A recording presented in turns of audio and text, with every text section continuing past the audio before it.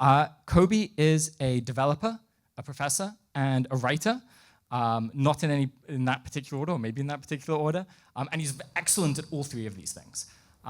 He also runs an amazing Twitter account, which if you're interested in like aesthetics and just beautiful cities, I highly recommend. It's like, imagine if you had one of those like marble-faced, like, like classical world Twitter accounts, but they were like good, and they actually like paid attention to what was beautiful and tried to put it into one place. And it was a real person. And so it's my great pleasure to introduce Coby to tell us what it's like to choose to build beautiful cities. Awesome. Thanks so much, Ben. Do a little test.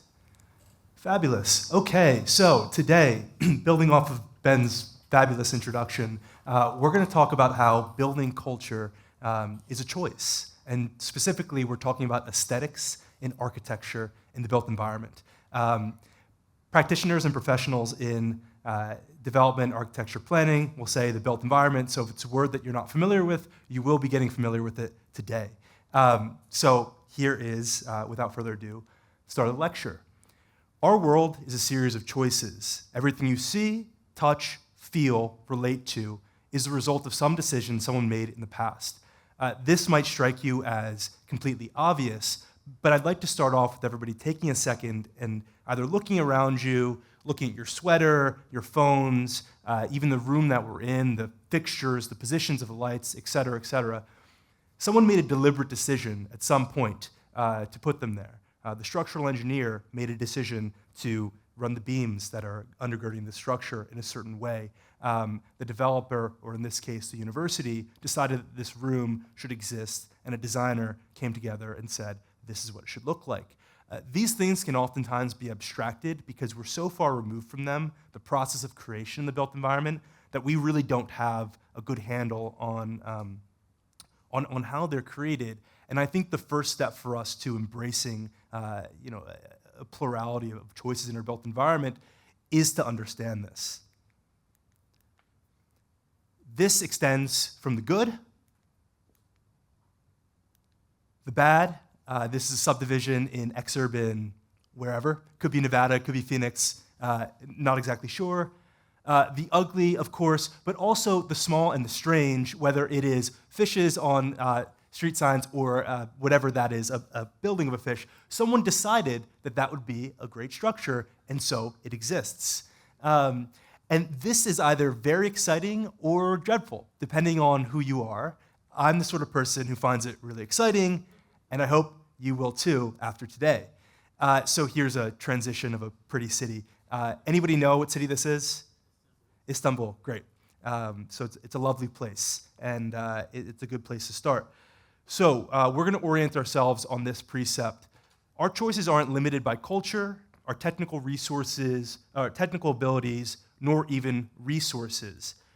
These are some images from around the world, and really around the world, all continents, except Oceania. Sorry if there's any Australians or Kiwis here or Pacific Islanders. I couldn't quite find something that rhymed with these other images. But most of the world is covered in this slide show.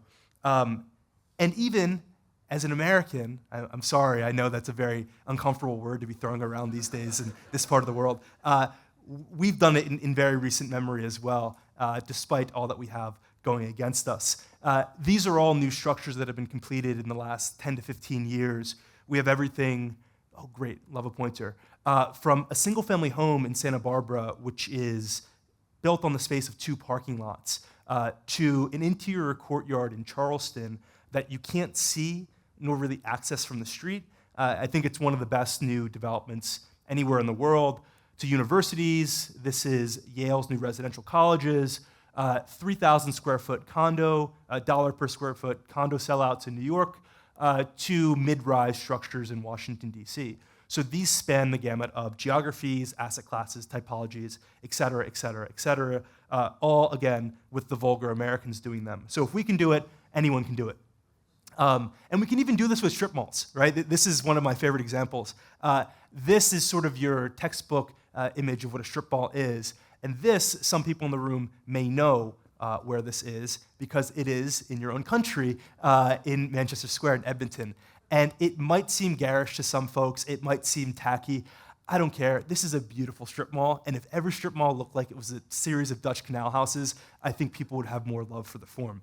But in order to bring about this world, we have to make a choice. Just like the structural engineers that we talked about at the beginning, just like the lighting consultants up here, just like the architects, everyone in this room has to make a deliberate choice. And that choice is that beauty must come to be perceived as a virtue worthy of obsessive pursuit. This is not something that can just come about spontaneously. You really need to value it. To go back to the obsessive pursuit, you will not create something that sort of just hits you in the head one day as you're folding up some pieces of paper. And maybe it turns into wonderful origami. Chances are you're just going to throw it in the trash bin as quickly as you conceived of it. And so we need to understand that this is a value that is worth pursuing. So, main questions that are going to orient us for this lecture. First one, why does beauty matter? Why, Coby, should I care about this obsessive pursuit of beauty? Isn't this just a frivolity? Isn't it superfluous? Haven't we transcended this? Weren't we told 100 years ago through the project of modernity that this is all just child's play and we should leave it back to the past? So that's the first question we're going to tackle. The second, if we come, which I hope that we all, through the course of this lecture, to believe that beauty is worthy in and of itself of pursuing, how can we actually create beautiful cities? It seems like this project has escaped us for the last several decades. And then finally, the dreaded question, can we afford it? It's in red, but it really should be in green and yellow and happy because we can. We're doing it all over the place. So I don't mean to scare you. Here's our roadmap for today. We have some enterprising and industrious young children guiding our way. We've got maps, we've got beautiful buildings. I should note that there have been some images of classical or traditional architecture. I am neither a classicist nor a traditionalist. I think they're wonderful. Florence is a beautiful city, but Kyoto also has its charms in the more contemporary quarters, as does Tokyo, as does Athens. And so this is just what ChatGPT thought that beauty was. So it doesn't mean that we should all perceive it as such. And again, here's our roadmap. So beauty matters more. Beauty matters, period. We can build as beautifully as we ever have. And not only that, we can't afford to not build beautifully because these things are pretty qualitative. And quantitatively so, they really matter.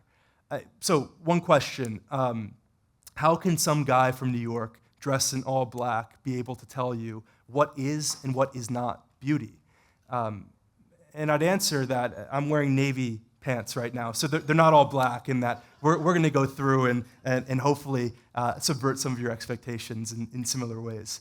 So to start, where we live has a profound impact on us. Again, obvious, but I really want you to hold on to this thought and compare these two places. Where would you feel more comfortable? This glowing parkade or parking structure, or this, I don't want to lead the question, but basically this more human-scaled, I would say attractive, fine-grained place. I think it's pretty obvious that it's the former of these two. But what makes these places so different? It's not something as simple as, oh, I like this and I don't. There's actually some deep wisdom, evolved wisdom beyond that. This may strike some as controversial, but we'll go through some of the evidence today. What we perceive as beauty is not frivolous, but it's an evolved mechanism. It's a neuropsychological response. We respond to the built environment in the same way you respond to a great slice of pizza or a really nice piece of art, right? And we need to perceive it as such.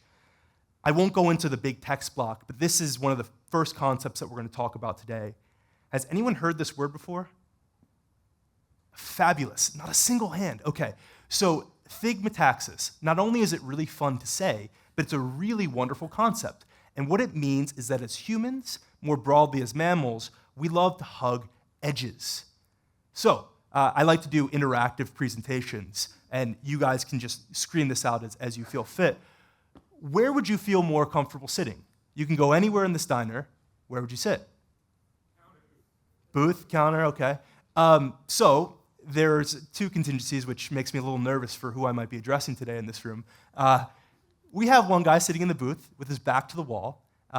He is hugging the edge. He has this prospect and refuge, right? He's sitting, nothing can come get him from behind. He sees out in the window. And then we have this guy, who I don't know what he's doing with his back to the window, must feel very comfortable with this.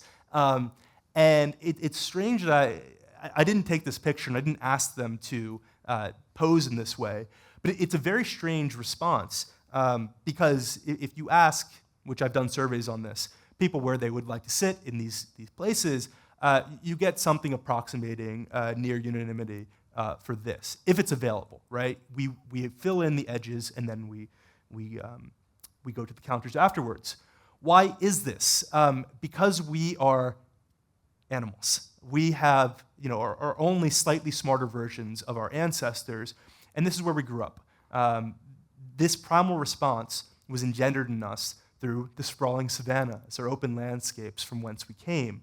And if you found yourself and your family walking on this open savanna, something could come up and get you, whether it was another tribe, whether it was another animal, a predator. And so we evolved this mechanism, those who survived, to find the edges, to find protection. And we feel a sense of unease and sort of an invulnerating unease when we're in large open expanses. This has been observed by the Danish urban planner named Jan Gehl, who some people in this room may be familiar with, and he's entitled The Edge Effect. So these are not the same place, though it would be very convenient if they were. This is likely some Italian piazza or a Danish public plaza. I'm not sure exactly what, but the black dots here each illustrate an individual. These people are more likely on their way out, so are these people. There's nowhere for them to sit, right? Where are all the people? They're hugging the edges, all the black dots clustered here. And this has been found in survey after survey, and you guys can do this too, anecdotally. Go to a place like this. This is Brasilia for those unfamiliar, but any generic windswept plaza will do, and you can observe this principle in effect. Not only is the art of dubious quality, we'll say, and the materials, sorry if I'm ruffling feathers, but I think two people might be able to disagree reasonably on the quality of the art here. And the materials are sort of fraying and decaying, but there's nowhere for people to engage with. We have a couple of intrepid young souls here sitting on these benches, but they sort of seem lost and forlorn, and maybe they're wondering why they came here in the first place, and I am as well. We also see this principle in our street design. I was just walking by, I believe the Canadian pronunciation is Spadina, is that right? Great, okay, which was saved. Sister Jane came up from New York and she said, no, we're not building the highways here, and thank God for that. China did not heed her words, and so we see these. This is actually a rather attractive example of the form, but this is Beijing's second ring road. It's a 10-lane highway with several lane auxiliary roads off to the sides, and you can't imagine if there were somewhere that you could walk, spending time over here, because it's just so out of scale and, like I say, invulnerating. But imagine if you were made to look out onto this. This isn't a pleasant place to be. Compared to this is Philadelphia, Washington Square West, which I think is one of America's best neighborhoods. It's intimate. I say it's like you're gently being hugged by a room. It's not too claustrophobic. The buildings are 20 to 30 feet tall. The streets here are about 14 to 20 feet. This one is 14 feet. There is this pathway where presumably you could drive a bike or something, but no cars. I'm not an anti-car urbanist like a lot of people might be, and there's nothing wrong with that. It's just not me. I think cars fulfill an important role in cities, but one couldn't even drive down here as compared to a landscape that's expressly designed around cars to one that is people first. What else makes us attractive? The intimacy of the thigmotaxis. We can hug these edges, but also this. I'm going to put out another urban planning term called terminating vista or terminating sightline. Has anybody heard of this before? Some in this room. There are a lot of wonderful examples of this throughout Toronto. I've been walking around the last couple of days, and you'll have this as well. And what this does is it provides a sense of enclosure. So it takes the scene and the landscape that you're in, and it says, don't worry, This isn't going on ad infinitum. You don't have to feel small and vulnerable, which we don't like. That's those aren't good feelings. We're here to protect you, and we're not going to be so claustrophobic. So it's like a gentle hug with some warm brick. Next one, closely related, is thermoception. So this is how we feel based off of materiality and temperatures in different environments. I can also send all these slides out after for folks who want to take pictures. But as warm-blooded beings, we feel colder when we are next to materials that are synthetic. And there's no better example of this than a loathsome building, I would say, in Boston, the City Hall, which, even when it's a bright sunny day and you have the green around, is a place that feels very uncomfortable, versus in the smog of Bangladesh, this really beautiful new mosque has been constructed because it's contextual. Boston is a cold and a dreary city, not about the people, they're lovely, but the built environment itself is. So concrete doesn't work because this is a material that is very cold and very harsh, and you don't want that in an environment where you're already feeling rather cold and harsh. Versus in Dhaka, it is a very hot and humid climate. It's more felicitous for that. This goes into a concept called biophilia, which, anybody familiar with this term? I'm going to keep asking throughout. Just don't feel bad if these are completely new terms or it's overly scientific. These are all innate things that I think you'll come to feel and that undergird your perception of what beauty is. When you're walking down a street, you're going to be attracted towards trees, towards parks, towards greenery. It's biophilia. But you're also going to be attracted to brick structures, wood structures, stone structures. Those are also of the earth. It's why there's some wonderful new glass towers that have been erected in Toronto the last decade or two, but it's much more difficult for these places to feel innately attractive to us than the natural materials, which is what we come from. And we also don't like being tricked by the fake. So this is a clapboard-sided home in New England, really wonderful.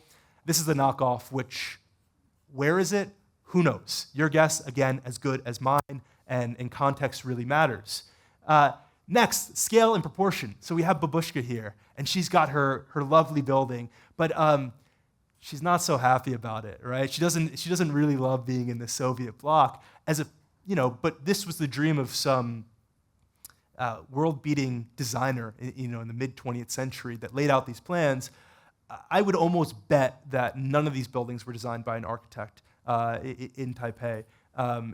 There might have been somebody on the plans, but these are rather commodified structures, and yet this is a place that feels so much more lively and attractive, right? Because of the scale. These are places where you can feel comfortable, not vulnerable. The materiality is a lot better. The lights, the food, it's all working in a way that, again, not quite working here. This is not superficial. I know I mentioned this a couple slides ago, but I really want to drive it home. We can measure what places we feel more or less attracted to. So we have a Waterloo scientist who has done some wonderful research over the last couple of years on this notion. His name's Colin Ellard. He was the co-author of the very popular Happy City, which some people might have read in this room, but his name doesn't really get the plaudits that Charles Montgomery does. Charles is wonderful, so is Colin, so is Waterloo. So I just want to give credit where it's due. He gave participants in studies around the world, I believe it was 39 tours, armbands and wristbands to track levels of skin conductivity in different environments. And what this means is that, he said, we can measure based off of your cortisol levels, whether you're stressed, whether you're happy, whether your heart rate is elevated, whether it's at ease, when you're going in different environments.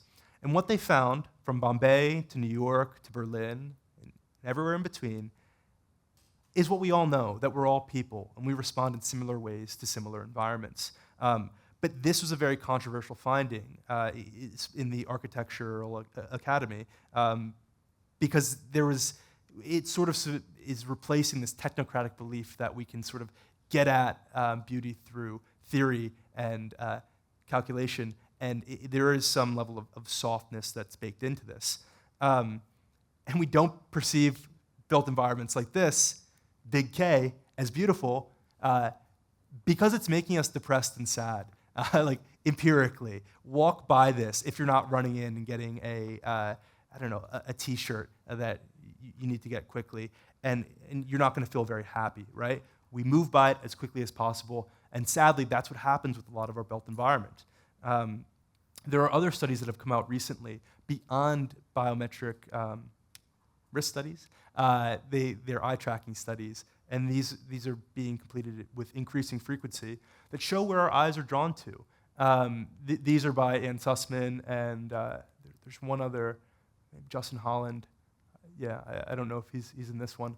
But we can measure buildings that, this happens to be a neoclassical design, but you could certainly have another structure as here, where our eyes are drawn towards certain points, and our brains crave stimulation, right? We walk by these blank structures, and our brain says, there's not really anything interesting here. And beyond the sadness that we get from the stress of these environments, we feel boredom because our brain is telling us we need to keep moving, we need to get away from perceived danger evolutionarily. We'll not go through all of this right here. This is one of my favorite books. I would highly recommend you check it out if you're interested, by Sarah Williams Goldhagen. I think she's at the GSD at Harvard now, or at least she was some years ago. But one of her findings on these points is that the difference in the quality of a classroom can amount to a year's worth of educational outcomes. I mean, this is profound, right? If we've all sat in classes like this, right? And you want to be anywhere but here, you're probably hitting your friend on the back in front of you, or some of us went to school with phones, some of us didn't, but wanting to do anything but being in here. But this, I want to check out a book. I want to sit in this space. I want to feel wholly enveloped in it. And that is a matter of aesthetics. So, beauty matters because our built environment impacts us in many profound, determinative ways. Chances that we can lead better lives dramatically, didn't have the Y, but trust me, that's how the word's pronounced, improves in salutary, wonderful places as opposed to harsh and grim ones. But we have to accept this in order to propagate it. So, hopefully, we've made some sound arguments so far. And if not, stay with me. We'll make some more, and hopefully I have you by the end.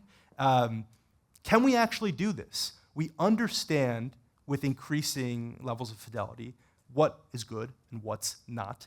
But can we build these beautiful cities? Yes, I think very clearly. That's why Ben's brought me in today, to tell you that we can, and we have some hope about our ability to change the dreary state of our world. But we need two things. We need to be values-driven, and we need to have good foundations, which some of the architects in the room may bristle. Architecture's fabulous. I went to architecture school, but I think what matters more is getting the core foundations of urbanism right, and then everything else follows from it. So first, we're going to start with a values perspective. We do not value beauty. This is, I don't think, a surprise to anybody in this room, but our orienting values have moved away. This was not spontaneous. This was the result of a coterie, and a very small coterie, of academics and theorists at the turn of the last century in this project known as modernism. And I'm not here to be blame modernism for all the ills of our world. These were incredibly thoughtful and considerate figures, but we can now say, with the benefit of decades of hindsight, they got a couple of things wrong. And one of those things that they got wrong was that ornament doesn't matter, that we should build structures that are completely plain and austere. Adolf Loos, we can thank for that. They thought that scale doesn't matter. We should destroy the core of Paris and build these large towers in the park because, look, we can get all this green space around here, and who cares about that smelly, dirty, inhospitable historic center that some people call Paris today? We're going to build La Nouvelle Ville here. And it's very nearly got built, which would be a very different conversation today if this had gotten built. And this was from Le Corbusier. This is what he thought of his mother. This is a house that he designed for her. And so, I think we should grace our mothers with more beautiful structures. And because he thought that she didn't deserve somewhere that she should relax and enjoy leisure by, but that she should be a machine, efficient, and that's what a 75-year-old French woman should be doing. And these choices have led us to very rational, very technocratic solutions. Anybody, while I take a sip of water, anybody know where this picture is? St. Louis, wonderful. Do you want to tell the class what the name of that housing complex is? Bordigo, yes, exactly.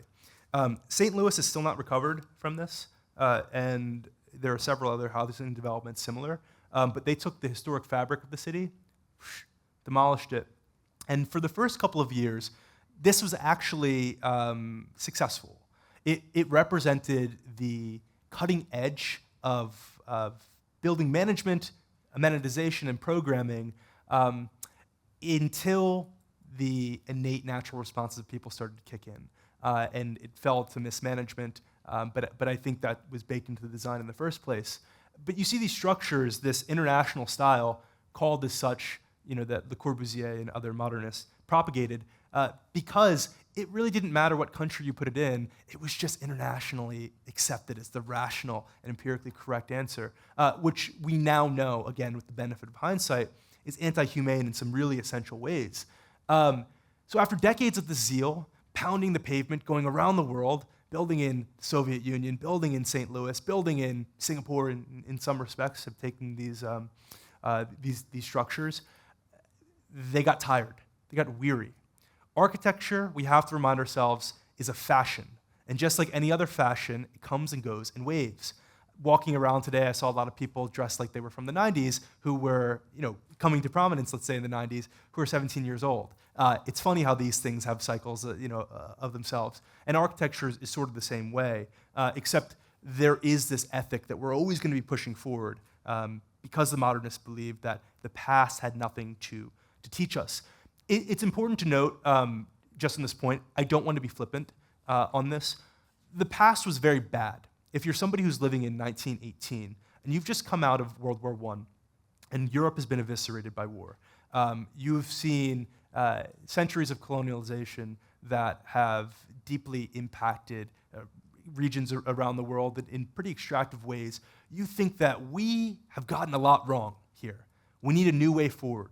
And we've learned all of this through rational thought, that this does not represent what we believe our future should be. These were idealists. They were utopians. They weren't bad, evil guys, that architects maybe sometimes are portrayed as. Am I all good on this? Okay. I didn't know if we were coming for sound check. With our big black collared sweaters and scowls and really censorious. These were dreamers, but the dream, unfortunately, ran thin, only to be supplanted by something next, because it's a fashion. So we moved from modernism to deconstructivism. Okay, well, we got this wrong, but we got to deconstruct what we got wrong, and then we could put it back together. And here's one of those deconstructed houses from Peter Eisenman. I was talking before, we were talking about Christopher Alexander, before this lecture with some folks, and Peter Eisenman is a part of a very famous debate with Christopher Alexander. Is anybody in this room familiar with this? Okay, a couple in this room. So I won't go on it fully, but look it up, in your own time. It is an inflection point, I think, in the history of architectural theory in the 20th century, where Alexander believed that homes and structures and the built environment should be, it's a crazy idea, should be geared towards human emotion and human needs. And Eisenman said, no. We have to disabuse ourselves of comfort. We need to effectively, he didn't exactly say this, but he sort of did. It's sort of difficult to make out exactly what he thought, was that the world is very harsh. And we always need to be reminded of that. And the second that we lose sight of this, the second we lose everything. And so your building should be constant reminders of how brutal everything is. It sounds funny, but it's actually true. So Pomo said, no, that's stupid. We want fun places. We don't want to be scolded every time we walk around a civic center with these structures that we don't have any idea what they're trying to do. We want to be playful. We want to go back to the past and understand that there are some good things about it. And we're going to have colors. We're going to have exaggerated proportions. We're going to really make this a thing that people can feel as though they feel comfortable with. And so we get these crazy buildings that are all broadly classed as postmodernism. Some of these, the less it's said, the better. But this is the school that followed deconstructivism. I think it ultimately was unsuccessful because there's this uncanniness between the values that they espoused. With rare exceptions, these were cartoonish. They felt Disney-fied, right? And that's sort of a pejorative that gets thrown around with a lot of these structures. I thought I had that slide. I didn't add it, but this is postmodernism designed. Michael Graves, who's a very celebrated designer in the 20th century, designed the Disney headquarters. And so they didn't think it was pejorative. They said, yeah, we want these playful, cartoonish proportions. But people don't quite feel that. So with deconstructivism deconstructed, postmodernism, blah, blah, blah, blah, blah, we need a new way. We don't exactly have that, right? This is an environment for whatever you can say of modernism, whatever you want to say of deconstructivism, whatever you want to say of postmodernism. Throw them all together. None of those precepts are apparent here.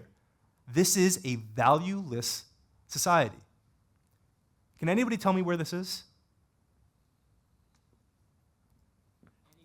I literally do not know, and I've tried to put this in Google reverse image search, and it can't tell me. And that's a wonderful bit of technology, and it can't divine where this is, and that's the problem. So when we don't have an ethic that's orienting our worldview, we get this sort of very chaotic, in strange ways, extraordinarily chaotic, but very banal contradiction in the built environment. And I think we need optimism to change this. I think we need a new way of seeing the world. We need to reject postmodernism, modernism, or the valueless highways. We need happiness. We need, cool emojis with sunglasses. That's what we need in the built environment. And I think we can do this. So, the core of the problem with everything that we've just talked about is that the last century of architecture and the built environment said, no, you don't get beauty. You have to be taught it. You have to go to design school for 5 years undergrad like me. You have to be yelled at for 3 years and get paid $10,000 CAD, over those 3 years, working 100-hour weeks, and then go back to school for 4 years. And by the way, we're not giving you a single commission until you're 50 years old, and only then will you understand architecture, and only then will you understand good design. And this has rendered architecture something that is, I think, out of the grasp of everyday people. It's something that the Academy talks about over here, and if you don't get it, then I can't cuss, you're not welcomed, right? But there's a certain two-word phrase that maybe you guys can conjure in your minds. And that's basically what it's become. And when we are agentless in this decision, we feel as though these choices are foisted upon us rather than us having any action in this. Really important to point out here, whatever our conceptions of beauty are, they're very different worldwide. The appreciation of it is a universally shared aesthetic experience. You can take somebody who grew up in Paraguay and plop them in Morocco, and they can understand why Marrakesh is beautiful. And the inverse is true, right?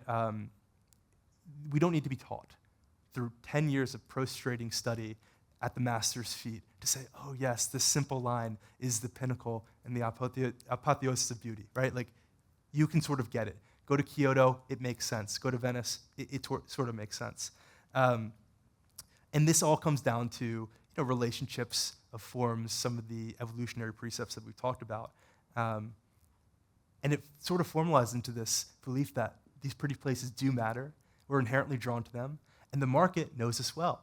Rosedale, extraordinarily expensive, it is a beautiful place. Whatever some pretensions people in the room might have about the neighborhood or not, it's wonderful. So is Santa Barbara, so is Brooklyn Heights. People innately get this.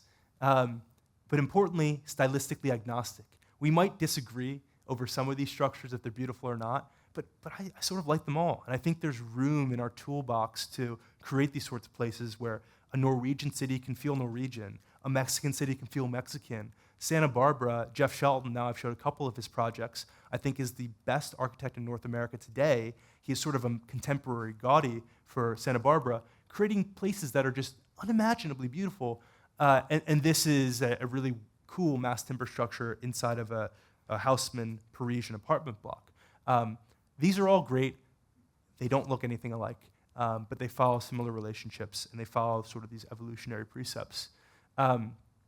Importantly, context matters. We don't want to go back to international style. I don't want to tell you guys that I came up from Brooklyn and we build these beautiful brownstones and you guys should just build brownstones everywhere.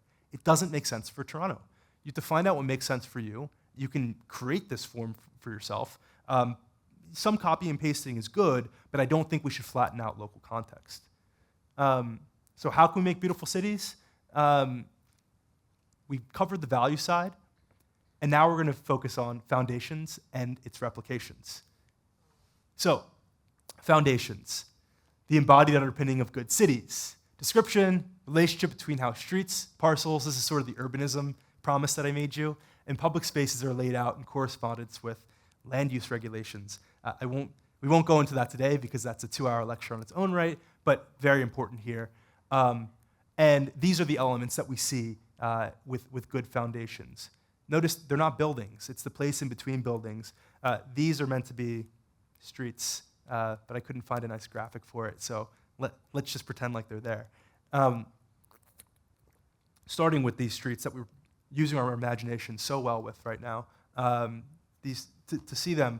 These are illustrations from Camillo Sitte, who's a 19th century Austrian planner, who formalized this school of thought that it's not actually the structures themselves, but how they relate to spaces that matters. So these exquisite churches here in Modena, and there's examples all around the world that he shows in his books, are actually just tucked into where the streets have decided to orient themselves. They sort of just fit in, and sure, there's ornamentation, and sure, there's consideration to the design process, but it only happens after this urban design process.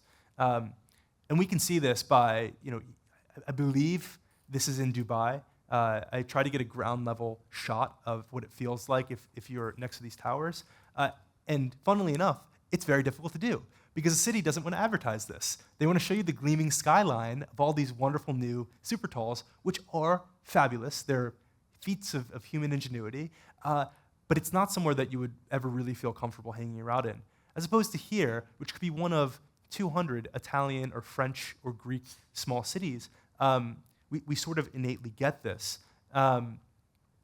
So because of the foundations that we're going to go through, we want to prescribe against width. I have 2 things this year that I'm being patient. I want to drill into everyone's heads here today, but I think the 2 most important things that you should take away if you want to build a beautiful city are narrow streets and narrow buildings, or narrow lots. Narrow streets, narrow lots. This is an extraordinarily wide 5/1, or a contemporary multifamily apartment building, as is this one. Neither of these places are compelling places to be. It doesn't matter if this was the Taj Mahal. In this context, it really doesn't work because of everything else that's going on around it, and you can see on these blocks around here too. So we need to think more about fine-grained, like little pieces of rice, as opposed to donuts. I love big donuts, but here we should be thinking about rice in the fine grain. And why is that important?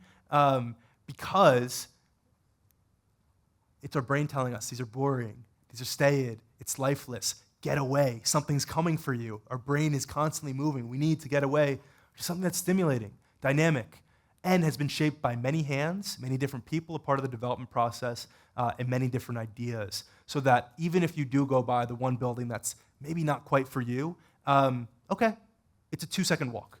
It's a 15-foot wide building. It's not a 500, 700, 1,000-foot long building. Who knows? I actually don't know how long this building is. It just keeps going and going and going.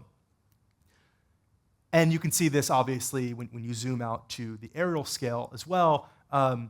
This is not fine-grained at all. These are massive, homogeneous blocks. You would never even dream of walking from here to here. Versus in Venice, These are not at a scale level, by the way. I believe if you were to take this, it would be like this. I mean, like it doesn't take up, but a fraction of this image. But it seems so much more expansive and stimulating, right? Because they're getting the foundations right, because they have a lot of different buildings, they have very, very narrow pathways. That space is being recaptured for humanity, for beauty, as opposed to these large utilitarian expanses. After we get the foundations right, fine-grained versus these big donuts, we need to allow mixed use. I won't go so far as to say we should have a coffee shop every 3 blocks, though in this neighborhood, there's a lot of coffee shops. I know students need to be there at all hours, but it makes this place a lot more interesting than other places in the Golden Horseshoe. This is in Athens, which is, as I mentioned earlier, an almost inconceivably ugly city architecturally. The buildings were built post-war as part of this massive program, not dissimilar to what we saw actually in Canada and in America. Post-war development boom. They built these polykatikias. Sorry for any Greek speakers if I'm butchering that, but they're wonderful concrete block structures with mixed use sort of by right in most of these neighborhoods, and certainly along certain pathways, while we built this, sort of the droning, relentless mono-use to protect people from the dangers of life, pretty much. Next, after we've brought people back to some danger, we want greenery, right? This is an image that was going viral a couple weeks ago. Some people might be familiar with it. This is the most economically productive place in the world. 2 miles from downtown, 3 miles, San Francisco. There is not a single patch of greenery. Now, take away the fact that these should be 15-story towers. Where's the green? This is one of the wealthiest places in human history. The people who live in these houses have assets that would be incomprehensible to most people who have ever lived in humanity. And what have they adorned these structures with? Nothing. Same here and same here. It's not just the parking lots that make this feel, or the associated urban heat island effect, ugly. It's the fact that there's no greenery. And look, these people love greenery, or in this case, pinkery. They're hugging, they're kissing. Like, do you see anyone kissing and hugging here? No. So, if nothing else, take that away. By the way, this is Bonn in Germany. If people are familiar or curious about where this is, we hear about the cherry blossoms in Japan or in DC. No one talks about Bonn. Really beautiful. So maybe that's next on your trip. Bring your loved one, and you guys can replicate this image.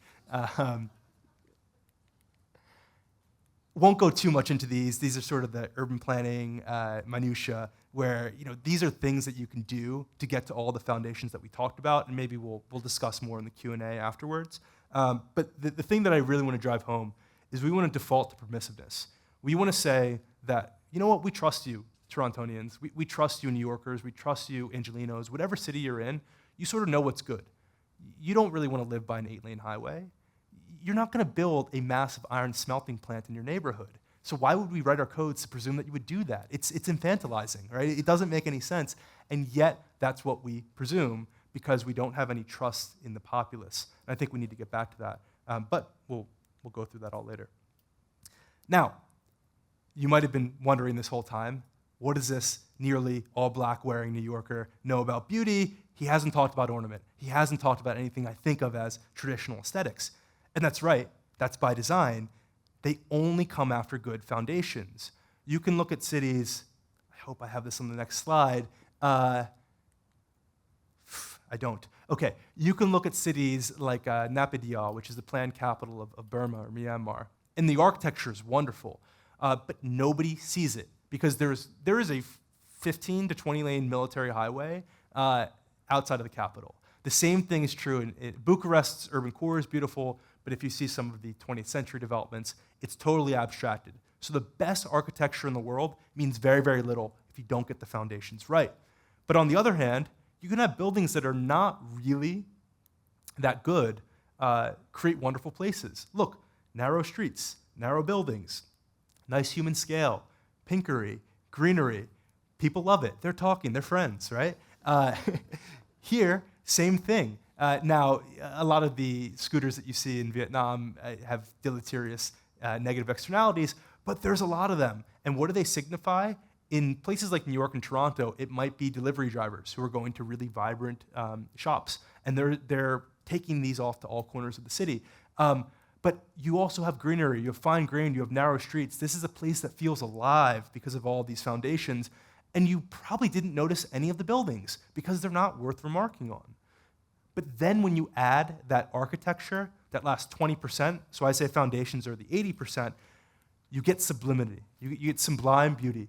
This is Utrecht, which is one of the most underratedly beautiful places in the world. I think this is Rothenburg, could be wrong, don't quote me on that. It's either France or Germany, who cares? I mean, they certainly don't between them. Joke, beautiful cultures, beautiful peoples, both. And this is Kyoto, right? These are some of the most fabulous places in the world because they get 80% right, and then they go 20%. But honestly, if you strip away the cornices and the half-timbered panels and the lights and et cetera, and you get these places, it's still pretty darn good, and we can replicate that.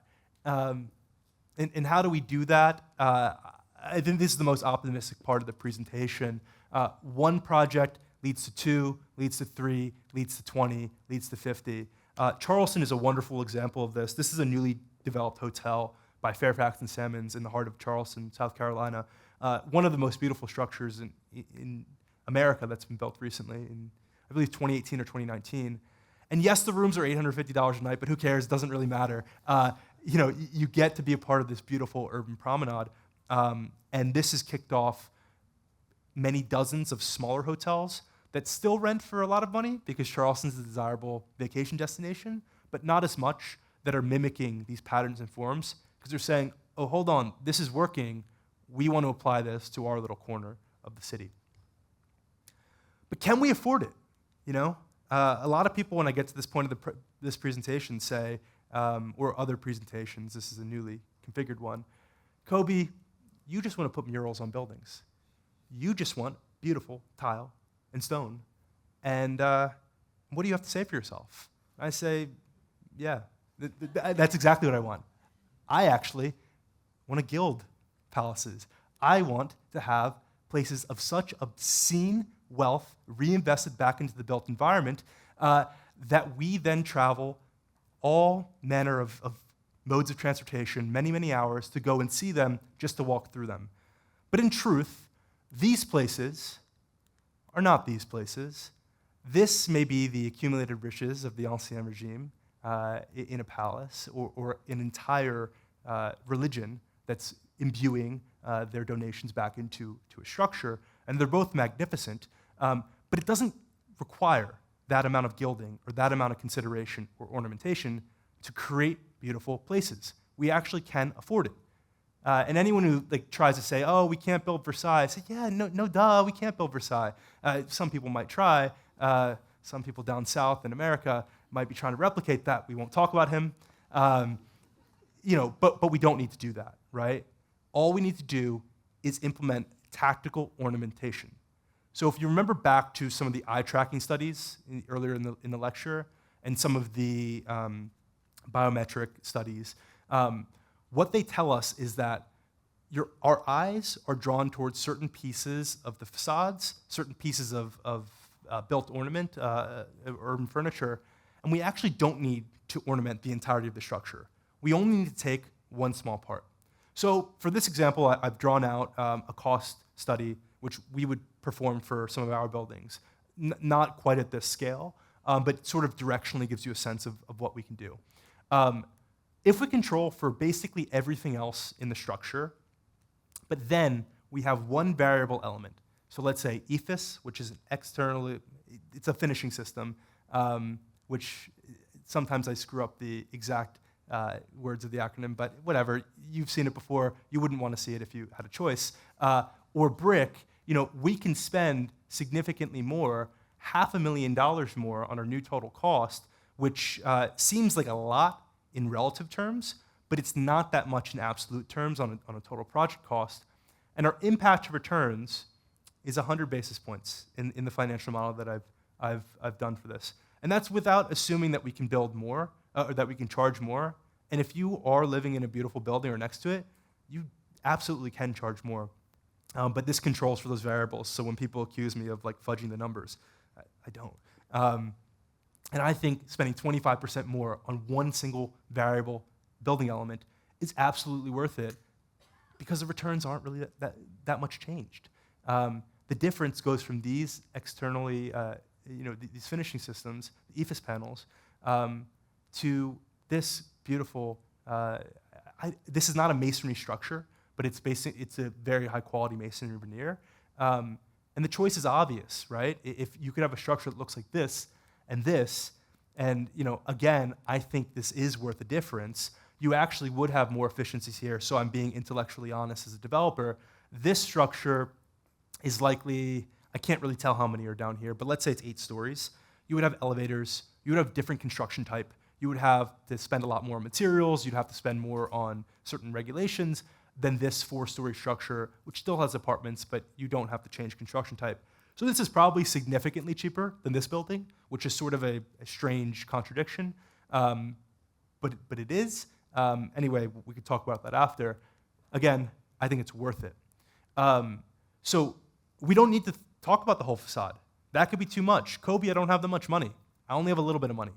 And I want to glorify and grace that which I have with a little bit of beauty, with a little bit of what we talked about today. I've got the foundations right, but now I want to go and hit it out of the park and put that finishing touch on. Okay, I hear you.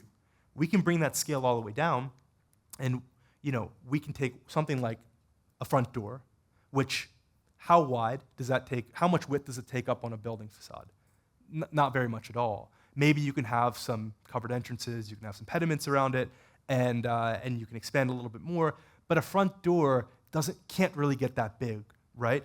And yet the impact that you can achieve from spending a heck of a lot of money on a door is wonderful. Instead of going from something like this or this, you can get a great doggy door that's paneled. The Pope has his own door, beautiful door. These frogs have their own door. And of course, these are all almost lavishly ornamented, but it's just to prove the point that if you spend a little bit more money on just one element of the facade, we're not talking about going from EFIS to brick or to stone. We're not talking about designing in the way that you might see this wonderful hand-carved wood, but maybe something approximating this. Now, this is like a 15-foot tall door, so that's part of the effect here, but the panels are still lovely.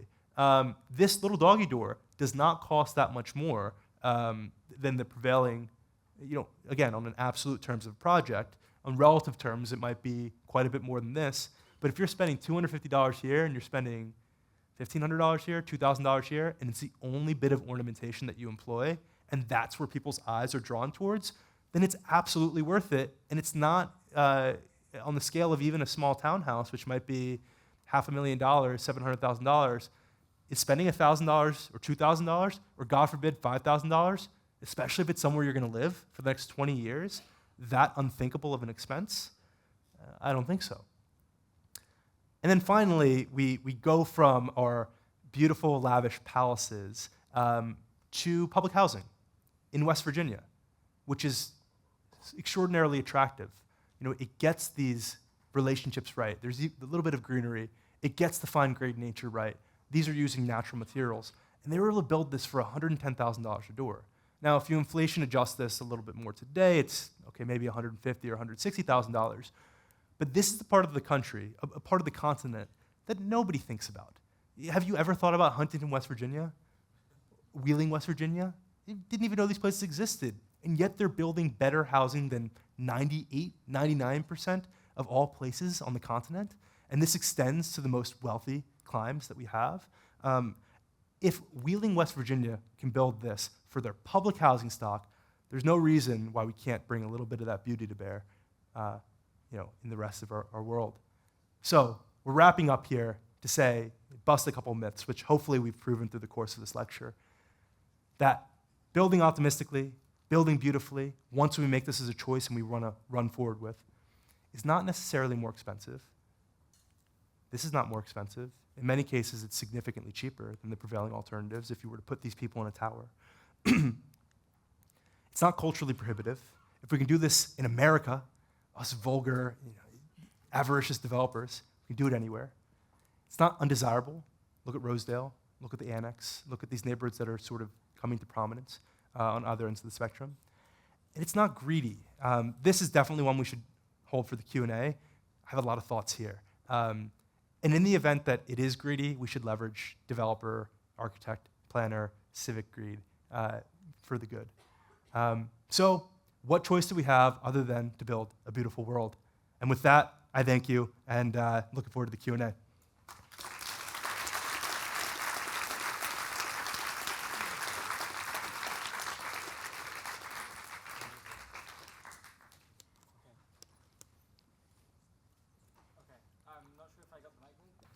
Do you want to take this?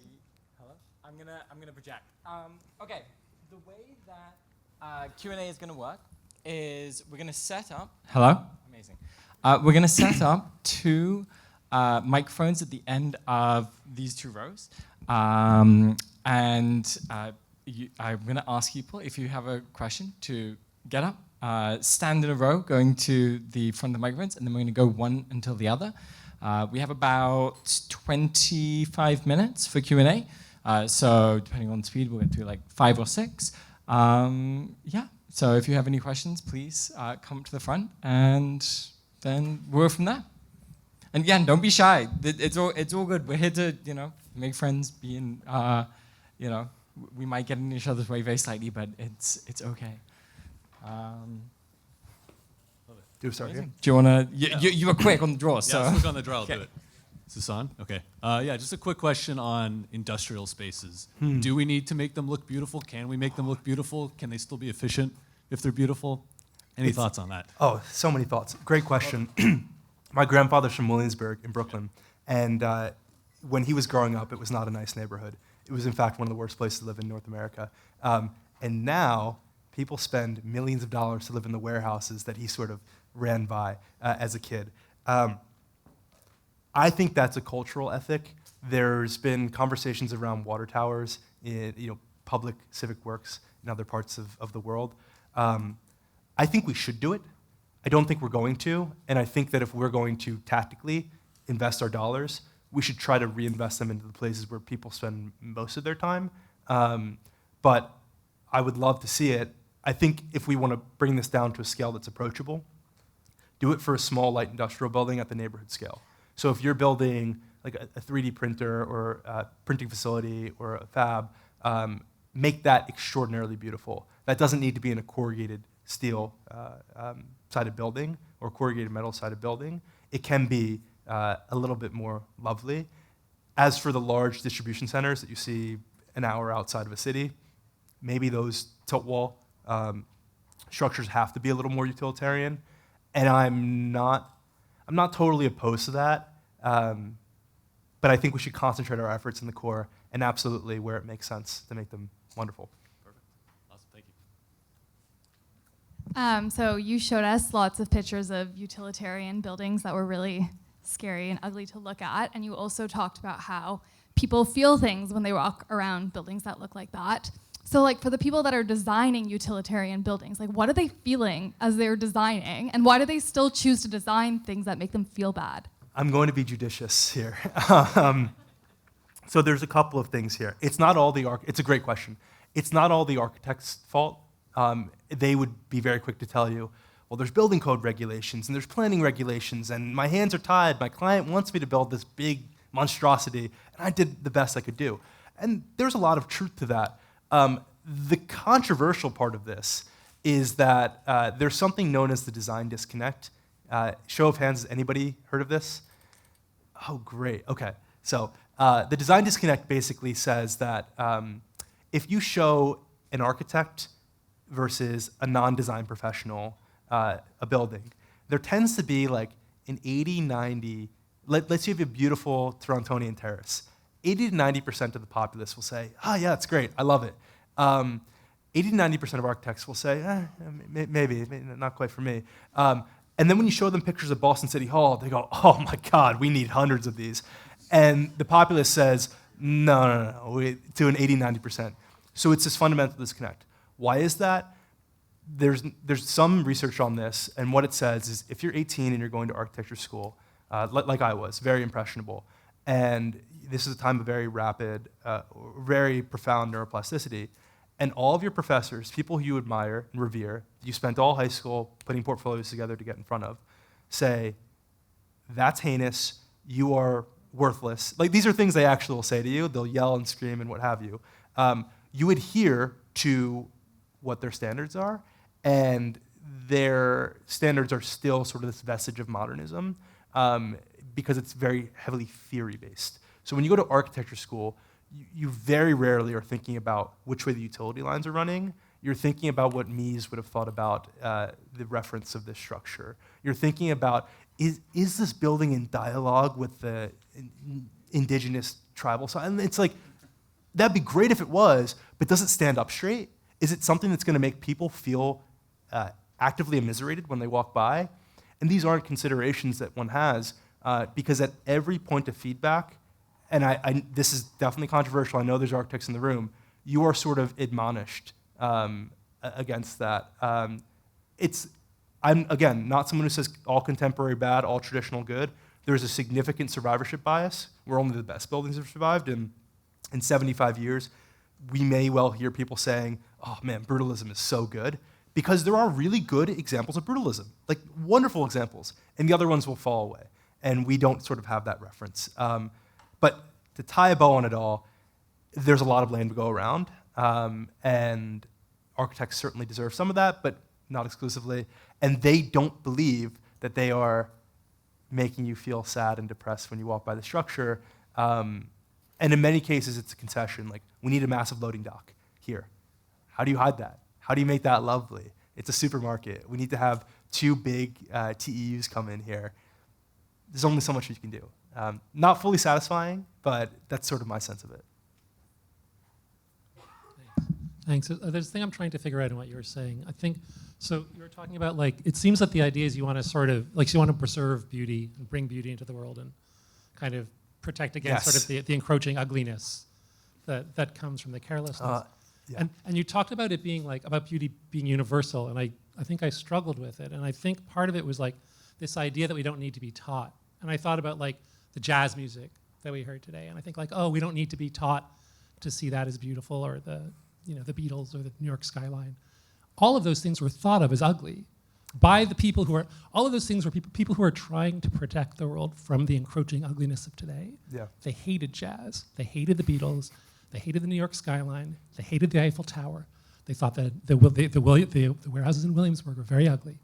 And so if you are someone who's trying to protect the world against the encroaching ugliness of today, how do you avoid being those people? It seems like such a huge danger.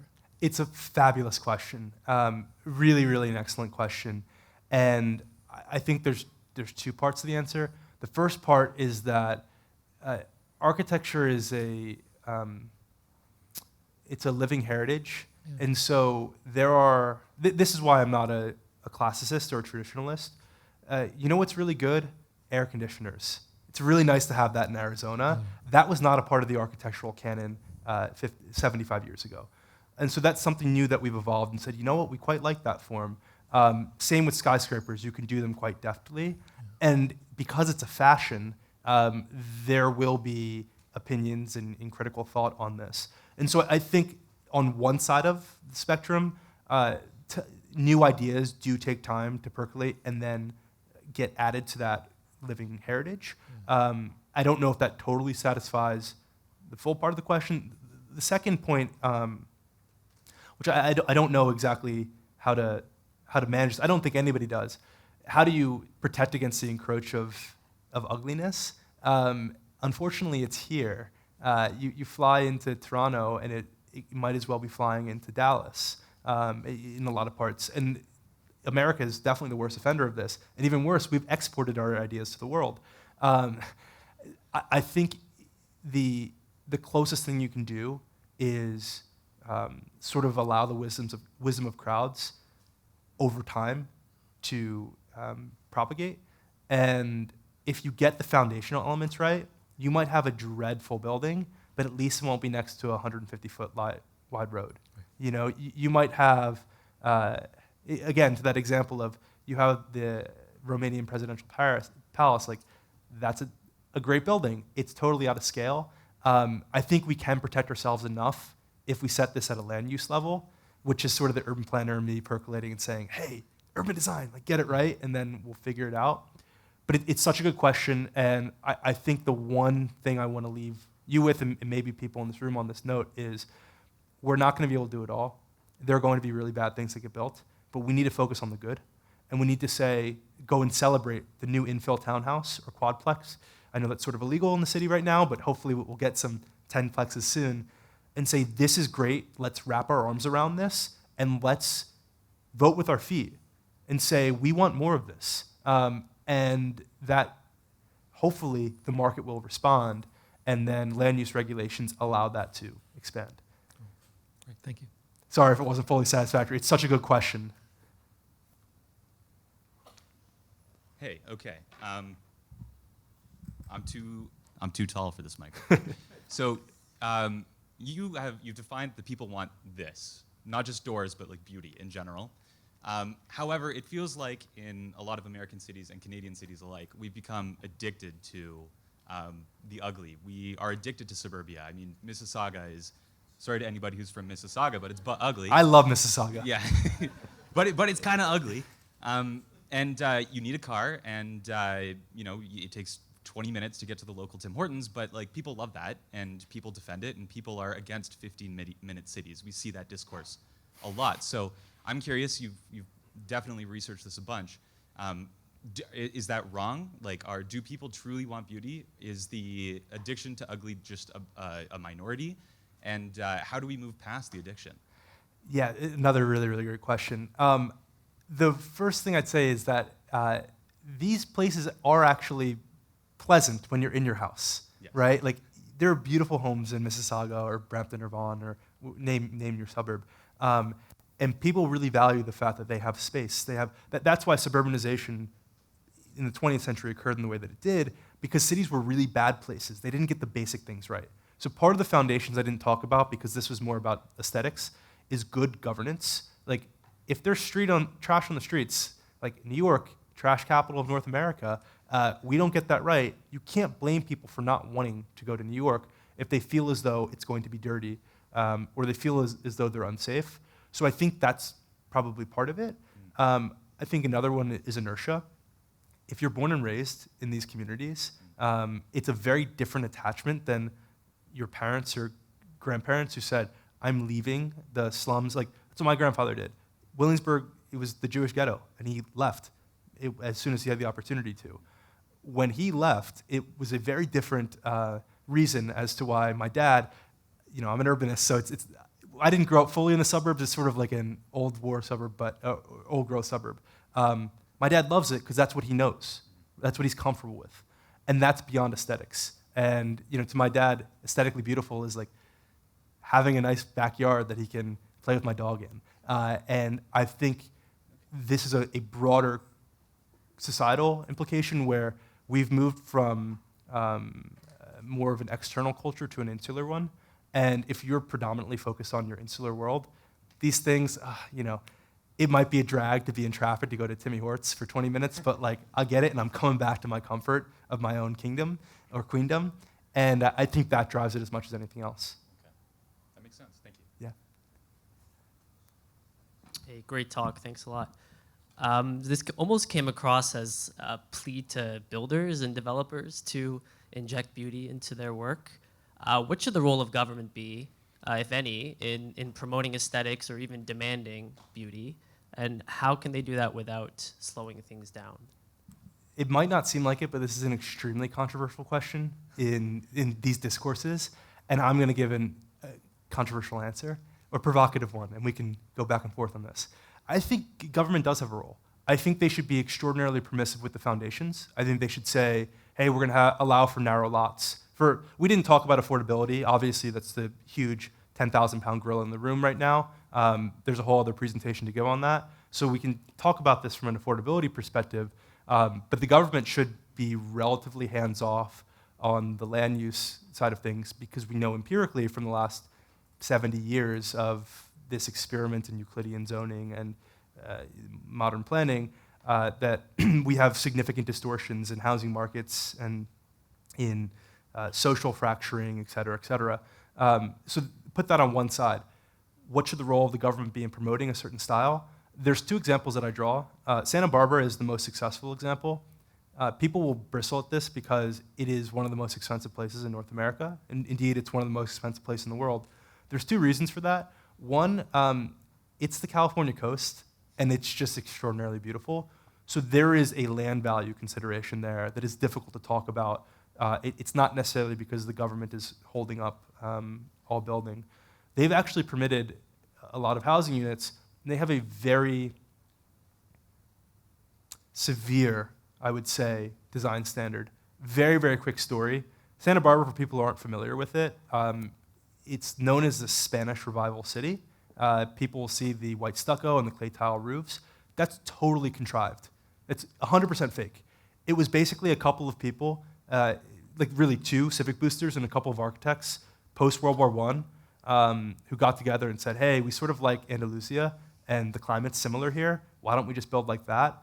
And they built one structure in before 1925 in that style. What happened in 1925? All of Santa Barbara was leveled by a massive earthquake. The only structure standing in downtown was a Spanish Revival one. And so they were able to go out. They were ready. They had thousands of pre-made plans and said, here's a gas station, here's a townhouse, here's a post office, et cetera, et cetera, et cetera. And then to the question before of inertia, people got comfortable with it. And now it's been a 100-year design experiment where people say it's the most beautiful Spanish city in the world. It's totally fake. And I think that's good. Santa Barbara, people go to Santa Barbara as opposed to Oxnard. Have you heard of this? Or Ventura? You know, these are places on the California coast that are just as beautiful naturally, but no one goes there. You go to Santa Barbara because of the beauty. So I think we should allow for that. But the one caveat is you have to be grounded to something. There are cities that try to implement strong design codes. Seattle is one of them. Seattle does not have a prevailing vernacular. And there hasn't been a strong sense of here's what we want our style to be. And so they sort of have this ransom note architecture for like a lot of new multifamily buildings because it's 7 different people who say, ooh, I want yellow bricks. Ooh, I want these windows. Ooh, I want that color. And it reflects that. So I think government should have a role, but it only to the extent that it has a very strong idea of what it wants itself to be. Thanks. Hi there. So I remember reading some quotes from modernists back in the day talking about their Tower in the Park developments as beautiful, and I've also heard people talk about the kind of standard suburban lot as being quite beautiful. I completely agree with every conclusion that you have. And yet, I feel like I could have relabeled your presentation why pedestrian-oriented design is better. So I guess why the framing of beauty? It's a great question. It's because these are our innate responses and what we perceive as attractive and not. We perceive pedestrianized areas as beautiful. This gets back to the foundations point. But it's not as provocative, one. But two, I actually think these are things that we mostly innately grasp, but if it's not packaged in this way, we won't call it beautiful. And beauty in architectural circles has become verboten. You can't say it. It's strange when you listen to interviews with architects or you talk with them. Every word under the sun, and I mean every word, architects are brilliant, will get thrown around, but not the B word, because that's subjective, and how could we ever say? And I think it's important to, popularly for the people to say, no, we like beautiful things. Yes, we like pedestrianized infrastructure, but we want to couch it in terms of beauty and make that, because that's something everyone can understand, right? Like, if I get out here talking about right-of-way widths and start saying, hey, think Metaxas, this is why you should care about it. You guys will care about it, and we can take it beyond this. But when I talk to my mom or I talk to friends, and I'm like, oh, isn't that a beautiful building? They're like, yeah, it is a beautiful building. And they'll send me pictures when they travel or go somewhere else and say, isn't this beautiful? And Ben mentioned that I tweet here and there. It's basically just taking beautiful buildings and dumbing myself down to not because people need or are dumb and require that, but to broaden the filter and just say, pretty building good, pretty street good. And I think that level of observation is just not being had. And I'm shocked that people will come to me as though this is some profound revelation that, I was woken up in my sleep and Jesus said, you need to say this. Like, no, it's just obvious, but it's in design circles, these aren't the conversations that are being had. And I think if someone with this background gives you permission to say, I didn't go to architecture school for 8 years, but I think that's a beautiful building, which has sort of been deprived of this level of conversation, it's an important point. It's a great answer. Thank you. I think we have time for 2 more questions. 2 more, here and here. And then we're eating pizza. Guys, please do come talk. Yeah. So sorry if you're in line, but there'll be plenty of time after. Hey, so I know you mentioned that affordability was a different presentation, but I was already lined up, so I'm sorry if, Let's do it, man. was there. For particularly cost-sensitive housing, how would you go about leveraging the cost efficiency of standardization and monotony while still allowing for innovation, creativity, which are, I would say, parts of the message of beauty that you have communicated to us? Great question. They're not mutually exclusive, and in fact, historically, they were the same thing. So at least in the North American context. If you think about Toronto, think about Brooklyn, think about St. Louis, places that we've been talking about in this presentation, what we perceive as beauty was just that era, or like Brownstone, Brooklyn, right? Was just that era's example of mass homogeneous tract housing. So Mississauga might be like derisively invoked in these cases, but Cobble Hill was that, or Brooklyn Heights was that 150 years ago. It was the first suburb in America. And so these are the same concepts, but we've sort of abstracted out the scale.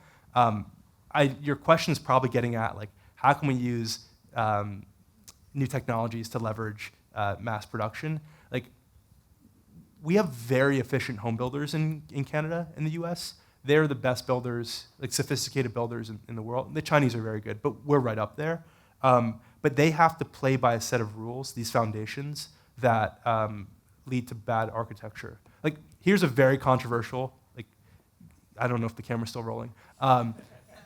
McMansions aren't that bad. They're not. The reason why McMansions are perceived as bad is because there's a 50-foot front setback, the street is 60 feet wide, and the buildings across from each other, and there's some cartoonish scale, but if those buildings were brought up right to the street and they weren't on an acre-large lot and they had sort of 50 to 75 feet of frontage and it was the same exact structure, you'd say, oh, that's a quaint neo-Victorian cottage, right?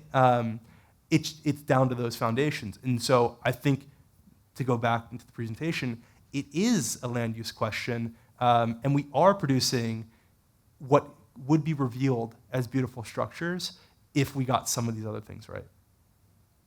Thank you so much. Hi, sorry. My question is about the existence of culture or history in a city versus the absence. A lot of the examples that you gave were like South Asia or like Southeast Asia or like Turkish designs. And so I guess what I'm trying to ask is how much of this perceived beauty is like the uniqueness of culture versus the absence of it in like North American cities? It's so good. So many ways I could take this. We do have culture here. It's just a prevailing culture, so you don't view it as such. We don't invoke air when we breathe it, so you don't think about it. But Toronto has a wonderful culture. New York has a wonderful culture. And they're getting better when we open our arms up and allow others to add to that tapestry. But because it's sort of the baseline, it's only when we see a Vietnamese city that we go, oh, wow, look at that culture. Tim Hortons is culture. Make no mistake about that. But I think we just haven't offered space for it in our contemporary built environment because, sort of getting back to this insular versus external ethic, because we've taken that inside. We are the most prosperous twin societies in the history of the world. Norwegians are pretty good. Ben and I were joking last night, and Eric and Chris and some other folks in the room. If you want to really go deep on a subject, let's talk about the Norwegian Sovereign Wealth Fund. They're very wealthy and prosperous. Put that to the side for now. So are the Americans and Canadians. But we have not reinvested that wealth in the built environment. And I think to your point, like we had that 100 years ago or a century and more ago. We haven't done that recently. I walked 10 miles around Toronto today and was just taking videos and pictures of whatever I could see. There's a lot of new public art that's being built in the city, and that's culture. The very precious few people are stopping and perceiving it. And it's in some ways, I won't get into debates around statuary and like who we should be heralding and not, but there is a very different type of culture to somebody riding a horse or in a bronze statue than and I don't know. Did people understand what that basically? And it's not because we're not investing in it. These artists get paid millions of dollars in commissions. It's back to the cultural ethic. I think it's up to people to say, like, you know what? No, that's not good. One of my jokes has been like, this is specific to art, so I can pull it back and forth. If you see 3 lines on a canvas, that's not a commentary on post-colonial femininity in the global South. Like, that would be an amazing piece of art to see. That's not what that is. And you don't need to feel like you are lesser because you don't have the language of someone who studied art history for 20 years. You can just say, that's not that. And you can say the same thing for architecture and for embodied ornamentation and be like, this is a $5 million piece of sculpture in front of a $200 million condo building. That is bad. And that's where the conversation starts. Because if it was, and there are some wonderful pieces of contemporary sculpture, don't get me wrong. But I think the reason that you don't perceive it as such, even though it's there, in the case of these condo buildings, is that it isn't making an appeal to your heart or to your affections. And that gets back to the valuing this as a virtue in the first place. We can talk about like the ethics that undergird production and whether the loss of religiosity or civic value, is leading to this. I think maybe yes, whole other conversation. But it's sort of this very fluid, squishy thing that maybe we can talk about after, but hopefully that answers some of it. Thank you. Cool. Well, thank you so much, guys. Really appreciate this. Oh, and if you are going to get the book, I never do this.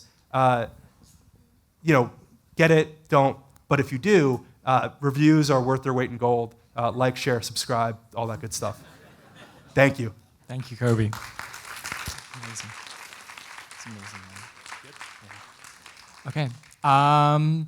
That concludes our programming for the evening. Outside, you will find pizza.